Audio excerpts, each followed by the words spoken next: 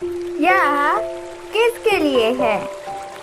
वे जो अपने आप को पूरी तरह से बदलना चाहते हैं, वे जो अच्छी आदतें बनाना चाहते हैं, वे जो लोगों के साथ अच्छे रिश्ते बनाना चाहते हैं। ज़्यादातर लोगों का मानना है कि हम अच्छी आदतें बनाकर कामयाबी पा सकते हैं। सुबह जल्दी उठने, अपने समय को महत्व देने, मेहनत करने और अपने काम से प्यार करने जैसी आदतें डालकर हम कामयाबी पा सकते हैं।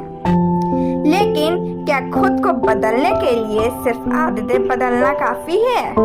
अच्छी आदतों से आप कामयाबी हासिल कर सकते हैं, इस बात में कोई दो राय नहीं है। लेकिन अगर आप पहले से बेहतर इंसान बनना चाहते हैं और अपनी बुरी आदतों को जड़ से खत्म करना चाहते हैं, तो आपको अपने चरित्र पर ध्यान देना होगा। हम सभी के अंदर कुछ उसूल हैं। हमारी सभी आदतों की जड़ यही वसूल है। इन्हीं वसूलों की मदद से हम दुनिया को अपने नजरिए से देख पाते हैं। अगर आपको पूरी तरह से एक बेहतर इंसान में खुद को बदलना है तो आपको इन उसूलों पर ध्यान देना होगा। इस किताब में निम्न आदतों के बारे में बताया हुआ है। प्रोएक्टिव बने, लक्ष्य को ध्यान में रखकर काम शुरू करें, सबसे पहले जरूरी चीजें करें, जीत के बारे में सोचें, पहले दूसरों को समझने की कोशिश करें, फिर दूसरों से उम्मीद करें, अपनी काबिलियत को बढ़ाएं, अपने आप को बदलने की कोशिश करें। अक्सर लोग सोचते होंगे कि अगर वे अपनी आदतों को बदल ले तो वे एक बेहतर इंसान बन सकते हैं। यह बात कुछ हद तक ठीक है। आप अपनी आदतों को पहले से बेहतर बनाकर एक कामयाब इंसान बन सकते हैं, लेकिन खुद को पूरी तरह से बदल नहीं सकते। इससे आपका नजरिया नहीं बदलता, सिर्फ काम करने का तरीका बदलता है। अगर आपको अपना नजरिया बदलना है तो आपको अपना चरित्र बदलना होगा। खुद की सोच और खुद का नजरिया बदलने के लिए आपको लंबे रास्ते तय करने होंगे। खुद को पूरी तरह से बदलने के लिए आपको अपने अंदर झांक कर यह देखना होगा कि आप असल में क्या कर रहे हैं और कैसे बनना चाहते हैं, क्या है। एक बार जब आपका नजरिया बदल जाएगा तो आपकी दुनिया भी बदल जाएगी। उदाहरण के लिए, अगर आप एक अच्छे इंसान बनना चाहते हैं तो सिर्फ किसी की एक बार मदद करने से आप कभी अच्छे नहीं बन पाएंगे। आप अच्छे तब बनेंगे जब आप दूसरों की परेशानियों को महसूस करके उसे खुद की परेशानी समझकर सुलझाने की कोशिश करेंगे। अपने चरित्र को बदलने के लिए आपको अपने उसूलों को बदलना होगा। हम सभी के अंदर कुछ ऐसे आदतें होती हैं जिनसे हम जल्दी छुटकारा नहीं ले पाते। हम भले ही कितनी भी कोशिश कर ले, एक समय के बाद हम खुद को वो काम करने से रोक नहीं पाते। इसकी वजह है आपके उसूल आपके अंदर की वो भावनाएं होती हैं जिनकी वजह से आप किसी आदत को अपनाते हैं। तो अगर आपको अपने आप को पूरी तरह से बदलना है तो आपको अपने उसूलों पर काम करना होगा। उसूल ही आपके सभी कामों की जड़ है। एक बार आपने अपने उसूलों को बदल लिया तो आपकी आदतें भी अपने आप बदल जाएंगी। हमारे उसूल ही यह तय करते हैं कि हम किसी चीज को किस तरह से देख रहे हैं। इसलिए अपनी बुरी आदतों को जड़ से खत्म करने के लिए आपको उसूल बदलने होंगे। अगर आप बेहतर बनना चाहते हैं तो अपने उसूलों को इस दुनिया के सिद्धांत से जोड़ लीजिए। दुनिया के सिद्धांतों में वो बातें आती हैं जिनसे हर कोई सहमत है। उदाहरण के लिए आप ईमानदारी को ले लीजिए। दुनिया में हर कोई एक ईमानदार व्यक्ति पर भरोसा करना चाहेगा। यह एक ऐसा सिद्धांत है जिससे सभी लोग सहमत हैं, लेकिन हम अपने उसूलों को कैसे बदलें, आइए देखते हैं। पहली आदत, प्रोएक्टिव बने। प्रोएक्टिव बनने का मतलब क्या है?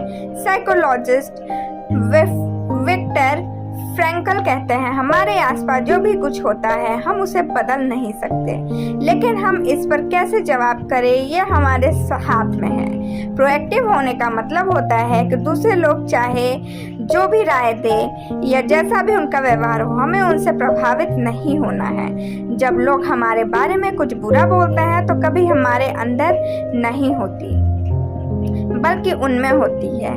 जो नेगेटिव बात वो आपके बारे में बोलते हैं, उनसे उनके खुद के नेगेटिव व्यू का पता चलता है कि वे दुनिया को किस नज़र से देखते हैं।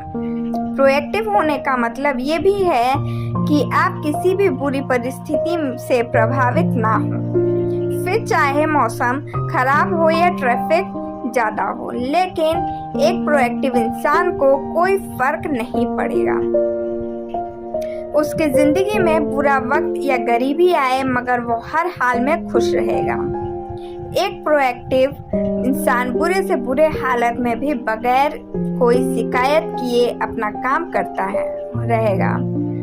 प्रोएक्टिव का उल्टा होता है रिएक्टिव, और जो लोग रिएक्टिव होते हैं वो अपने वातावरण से बहुत जल्दी प्रभावित हो जाते हैं। अगर उनके साथ कुछ बुरा होता है तो वो खुद भी नेगेटिव बन जाते हैं।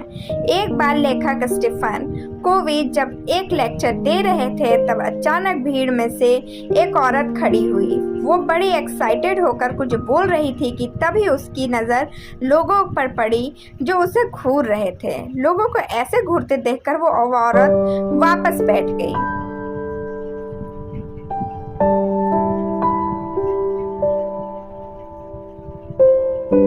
अपना लेक्चर खत्म करने के बाद लेखक उस औरत के पास गए। उन्हें मालूम पड़ा कि वो औरत दरअसल एक नर्स थी और एक बड़े बीमार व्यक्ति की पूरा समय देखभाल कर रही थी। उसका वो पेशेंट हर टाइम उस पर चिल्लाता रहता था। उसकी नज़र में वो सब कुछ गलत करती थी। उसने कभी भी उस नर्स को धन्यवाद तक नहीं बोला था। इन सब बातों की वजह से वो औरत बड़ी दुखी रहती थी। वो अपनी जॉब से बिल्कुल भी खुश नहीं थी। उस दिन स्टीफन के लेक्चर का सब्जेक्ट भी प्रोएक्टिविटी ही था। लेखक समझा रहा था कि अगर तुम प्रोएक्टिव हो तो कोई भी चीज़ तुम्हें नुकसान नहीं पहुंचा सकती। जब तक आप खुद ना चाहें तब तक कोई आपको दुखी नहीं कर सकता। ये लेक्चर सुनकर वो औरत एक्साइटेड हो गई थी, क्योंकि उसे पता चल गया था कि जवाब करना या ना करना उसके हाथ में है। उसने कोवी को बताया, मैंने दुखी होना खुद चुना था, मगर अब मुझे एहसास हो गया है कि दुखी या सुखी होना मेरे हाथ में है। लेकिन अब किसी दूसरे इंसान का व्यवहार मुझे नियंत्रण नहीं कर सकता। एक रिएक्टिव इंसान का मूड टीवी की तरह होता है, जिसका रिमोट कंट्रोल दुनिया के हाथ में है। जब भी कोई चाहेगा तो वो उस रिएक्टिव इंसान का मूड चेंज कर सकता है। लेकिन एक प्रोएक्टिव इंसान वो है जिसने अपने मूड का रिमोट कंट्रोल अपने पास रखा है। एक प्रोएक्टिव इंसान को कोई फर्क नहीं पड़ता कि दूसरा इंसान उसके बारे में क्या सोच या बोल रहा है। दूसरी आदत, अंत को ध्यान में रखकर शुरू करें। आपकी लाइफ की सबसे बड़ी जरूरी चीज क्या है? अपने माइंड में लक्ष्य को लेकर शुरुआत से हमारा मतलब है कि आपके सारे एक्शन, आपकी वैल्यूज आपके लक्ष्य से मिलने चाहिए। आपको हमेशा अपना अंतिम गोल पता होना चाहिए, ताकि आपका हर कदम उसी तरह जाए। हमें आए दिन किसी न किसी चीज के लिए चिंतन होना पड़ता है, और जिंदगी की इन चुनौतियों में हम कई बार भूल जाते हैं कि हमारे लिए सबसे जरूरी चीज क्या है। जैसे कि आपको अपने बच्चों का ध्यान रखना पड़ता है, उन्हें हर चीज प्रदान करानी पड़ती है, लेकिन आप इसके लिए मेहनत करने में इतने व्यस्त हो जाते हैं कि आप उनके साथ टाइम स्पेंड ही नहीं कर पाते। आप ये भूल जाते हैं कि मटेरियल चीज़ों से ज़्यादा उन्हें आपके प्यार और सपोर्ट की भी ज़रूरत है। अगर आप सच में अपने बच्चों से प्यार करते हैं तो उन्हें हर दिन यह चीज़ महसूस कराएं कि आप उन्हें कितना चाहते हैं। आपकी बातों और आपके एक्शन में उनके लिए प्यार झलकना चाहिए, और आपका यही व्यवहार आपके माता पिता और उन बाकी लोगों के साथ भी होना चाहिए जो आपकी ज़िंदगी में बहुत मायने रखते हैं। लक्ष्य को ध्यान में रखकर शुरुआत करने से मतलब ये जानना है कि आपके लिए सबसे मूल्यवान क्या है, जो आपके अपने लोग हो सकते हैं या फिर आपके प्रमुख जिन पर आपको पूरा यकीन है। मान लीजिए कि आप एक घर बना रहे हैं, मगर इसके लिए सबसे पहले आपको अपने दिमाग में योजना करनी पड़ेगी फिर जाकर आप उपकरण लेंगे। अगर आपके घर में बच्चे हैं तो आपके घर का हर कोना बच्चों के अनुकूल होना चाहिए। अगर आप कुकिंग का शौक रखते हैं तो आपको अपनी किचन ओवन रखनी पड़ेगी। तो किसी भी काम को शुरू करने से पहले उसका ब्लूप्रिंट आपके दिमाग में क्लियर होना चाहिए।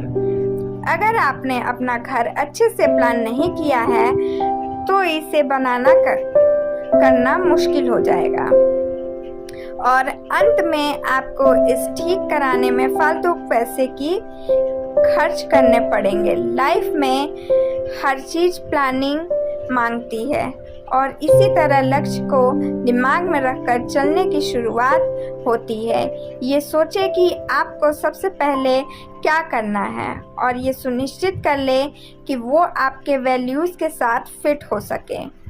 क्या आप सबसे ज़्यादा ईमानदारी को वैल्यू करते हैं या फिर आप सम्मान की ज़्यादा वैल्यू करते हैं?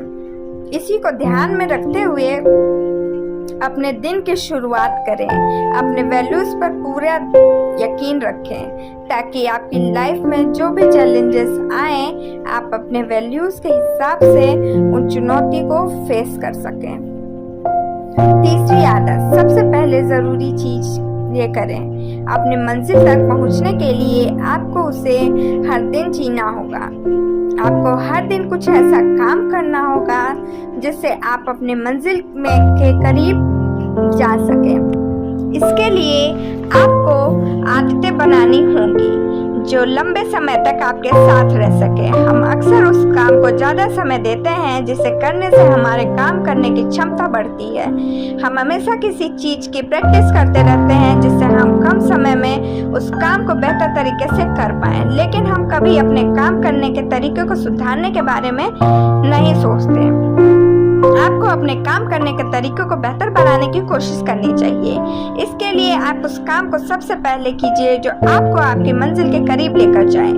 आप अपने सबसे ज़रूरी काम को सबसे ऊपर रखिए और जो काम ज़रूरी नहीं है उन्हें बाद में करने के लिए छोड़ दीजिए। जरूरी काम में वो काम नहीं आते जिन्हें करने की आपको ज़रूरत है। अगर आपको कुछ ऐसा काम करना पड़ रहा है जो आपको लंबे समय में कोई फ़ायदा नहीं देगा तो वो काम ज़रूरी नहीं है। आप उस काम पर अपना समय बर्बाद मत कीजिए। अपने आप को अपने काम को समर्पित करने के लिए आपको यह सीखना होगा कि अब आपको हाँ कहना है और कब ना कहना है। ना कहना कभी कभी अच्छा होता है अगर कोई काम आपके ज़रूरी काम के रास्ते में आ रहा है तो।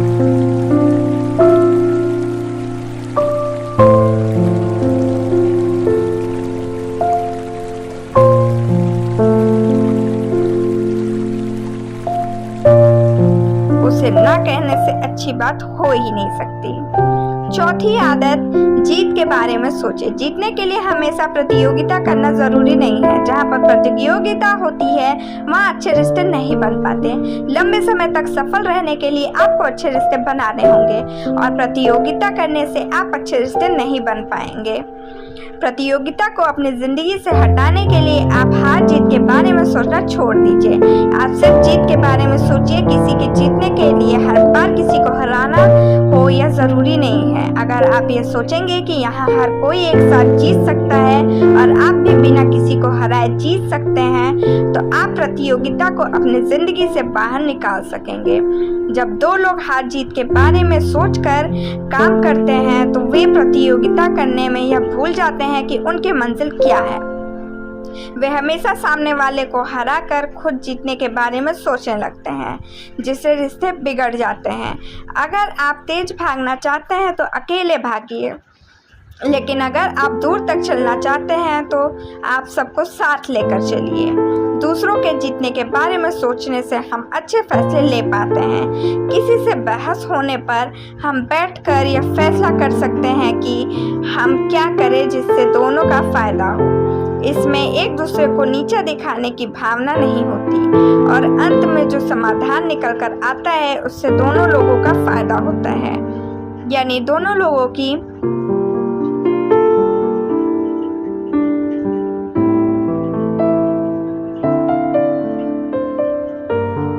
जीत होती है। चौथी चौथी आदत, निरंतर अच्छे रिश्ते बनाने के लिए आप अपने वादों को निभाइए। अच्छे रिश्ते हमेशा ही फायदे दिया करते हैं, चाहे यह रिश्ता आपके कर्मचारी के साथ हो, आपको बॉस के साथ हो या फिर आपके परिवार के साथ। सभी रिश्तों के कुछ फायदे होते हैं, तो आइए देखें कि आप इन रिश्तों को मजबूत कैसे बना सकते हैं। इसके लिए सबसे पहले आपको यह समझना होगा कि रिश्ता एक बैंक अकाउंट जैसा होता है, जिसमें आप पैसे डालते हैं और निकालते हैं। जब आप इस अकाउंट में पैसे जमा करते हैं तो आप रिश्तों को मजबूत बनाते हैं। जब आप पैसे निकालते हैं तो यह कमज़ोर हो जाता है। पैसे जमा करने से मतलब है वो काम करना जिससे आपका रिश्ता मजबूत बने। इसके लिए आप हमेशा अपने वादों को पूरा कीजिए और सामने वालों को समझने की कोशिश कीजिए। पैसे निकलने से मतलब है वादे तोड़ने और सामने वाले की बात को ना समझना। जब आप अपने अकाउंट में पैसे निकालें तो इस बात का ध्यान रखें कि उससे आपका रिश्ता कुछ ज़्यादा कमज़ोर ना हो जाए। आप अपने पार्टनर से माफ़ी मांगकर बात को सुलझाने की कोशिश कर सकते हैं। इससे आपके रिश्ते पर ज़्यादा असर नहीं पड़ेगा। अपनी गलती मान लेना रिश्ते बचाने के लिए बहुत ज़रूरी है।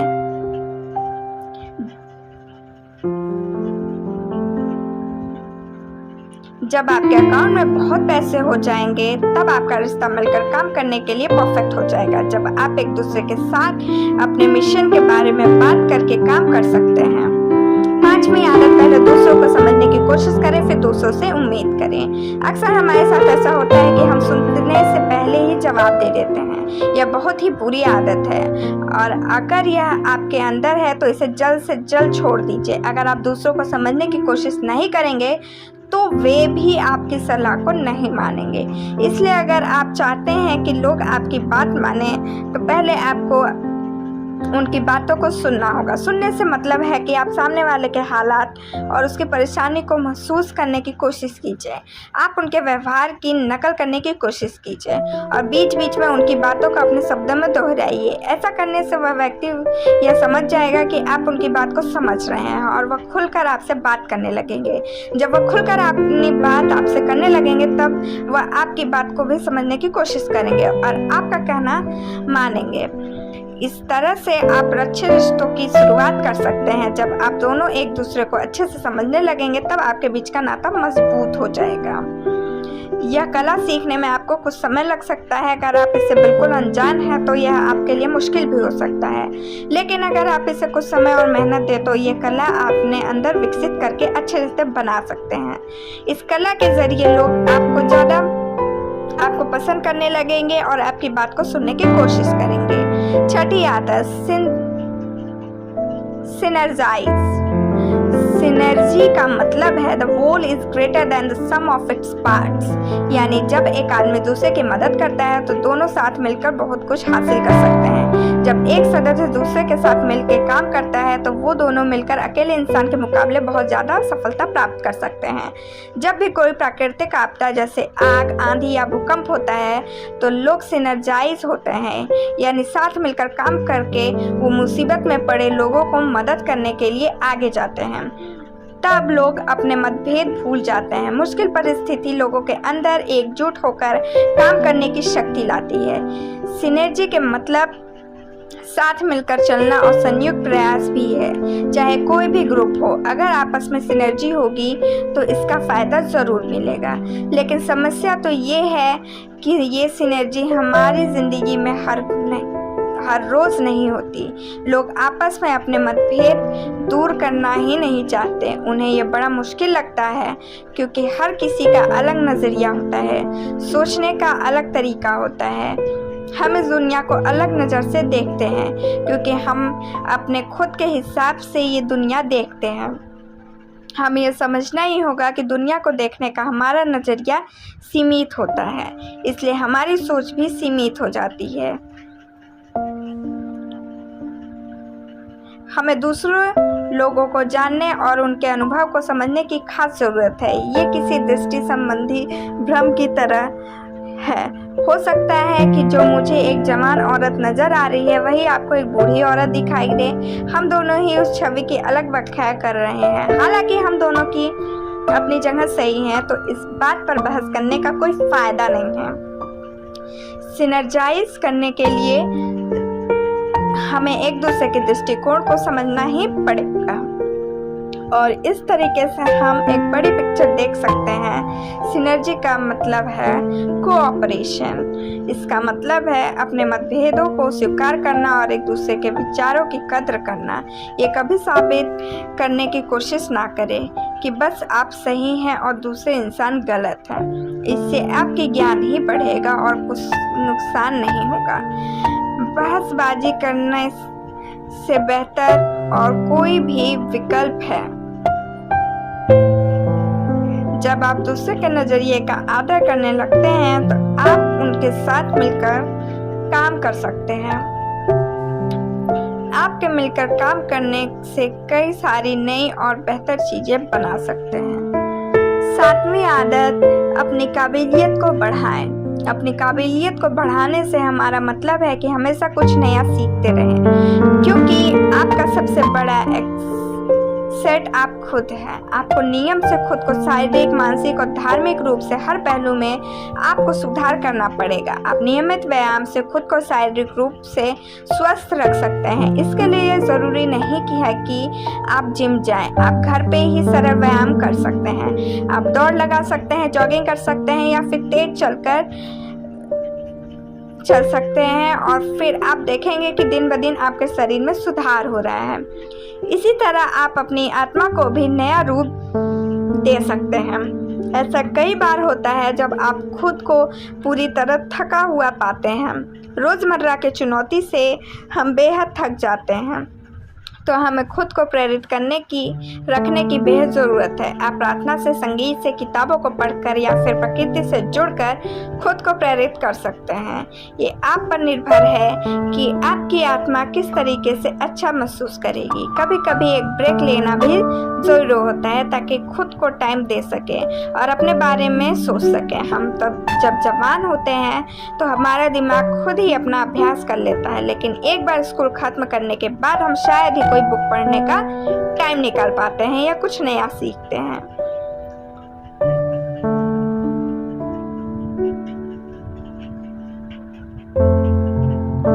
लेकिन सीखना सिर्फ स्कूल तक ही सीमित नहीं होना चाहिए। हम इसके बाद भी खुद को शिक्षित करने के तरीके ढूंढ सकते हैं। आपको टाइम निकालकर खुद को बेहतर करना ही पड़ेगा, क्योंकि जो साधन आपकी ज़िंदगी में ज़रूरी है वो तो आपके पास है ही, बस उनको तेज करने की ज़रूरत बीच बीच में पड़ती रहती है। और आपके एसेट्स हैं आपका शरीर, दिमाग और आपकी आत्मा, और इन्हें हमेशा कल से बेहतर बनाने की कोशिश करें। सारांश, खुद को बदलने के लिए आपको अपने चरित्र और उसूलों को बदलना होगा। सिर्फ आदतें बदलने से आप अपने आप को अंदर से नहीं बदल सकते। आपको हमेशा अपनी सेहत का ख्याल रखना होगा और अपने दिमाग का मालिक बनना होगा। ज़रूरी काम को पहले करके और अच्छे रिश्ते बनाकर आप कामयाबी जल्दी हासिल कर सकते हैं। अच्छे रिश्ते बनाने के लिए दूसरों को समझना बहुत ज़रूरी है, इसलिए आप सामने वाले को सुनने की कोशिश कीजिए। आज के लिए बस इतना ही। Thank you, bye bye, take care.